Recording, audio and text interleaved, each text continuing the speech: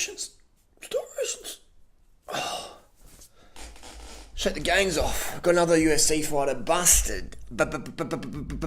Busted. Who got this time? Hector Lombard. Suspended for 1 year for sex steroids.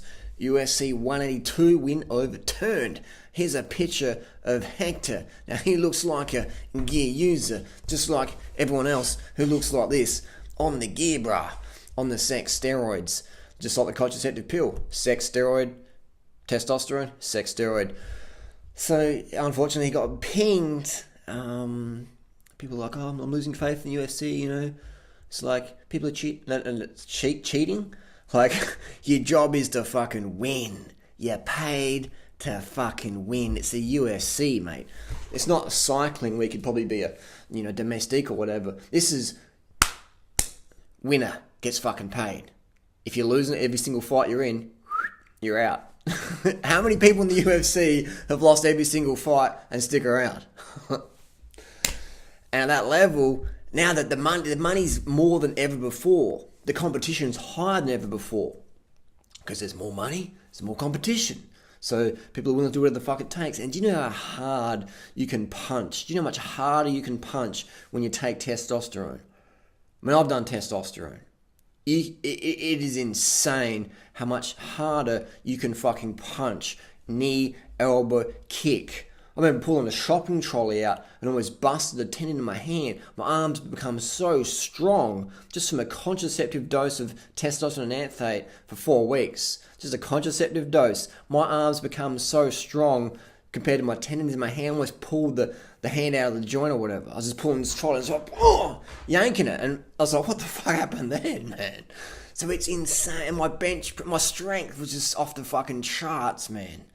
It was insane. I'm an endurance athlete, someone who specialises in going up mountains and riding my bike far. My strength was out the fucking roof. So people are surprised when UFC fighters or boxers or soccer players, these power sports where it's boom, explosive, kick, punch, hit, uppercut. People are surprised people are taking drugs. It's just how it is, bro. It's business, mate. It's business, man. You're paid to fucking win. If you can't fucking win, we'll find a fighter or a soccer player who can. Alright? It is just, I just love reading all the fanboys' comments. I mean, there's a picture of here, he's fighting someone. That guy's in the gear. He's got the red chest. You get the red chest going on the red face. And people lose their hair. A lot of guys lose hair because your follicle-stimulating hormone gets shut down. It gets shut right off because your HPG access gets shut down. Same with the contraceptive pill. Shuts your follicle-stimulating and luteinizing hormone down.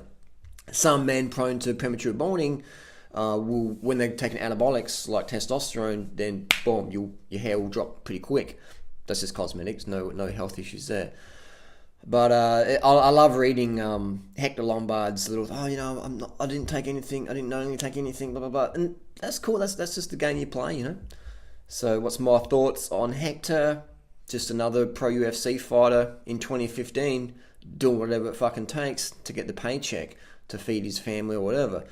And people like Dana White, they know what's going on, man. So they keep this show rolling because the average UFC fan is just someone drunk and just going, yeah, man, let's pull a few bongs and listen to what's his face, Joe Rogan podcast or whatever. And I listen to Joe Rogan podcast and he has some interesting insights in that, but just too many bongs, man. Too many bongs. I think Joe should get off the bongs, be a bit more sharp. That's just my opinion there, but a bit separate to this. But yeah, man, it's steroids, bro. But what would be funny, what would be cool is if all these professional athletes who fucking train full-time as professional athletes took advice from some of the kids down the beach or some of the guys who have YouTube videos and claim they're full natural. So like, how the fuck is a pro athlete whose job is to train full-time and they're taking anabolic steroids have less muscle than the average dude down the beach who's obviously taking gear, but says, gear? I don't take gear. I look like Ziz, but I don't take nothing. Just for full natty, bro. I went from like 60 kilos to 102 kilos in like, 18 months, mate. Just hard work, dedication, bro. Hashtag soldier. Why don't the pro athletes stop taking steroids and listen to these beach dudes down the gym or whatever who claim to be full natty, bro? Why don't they? Because it's all a fucking joke anyway. Because everyone's on the gear, mates.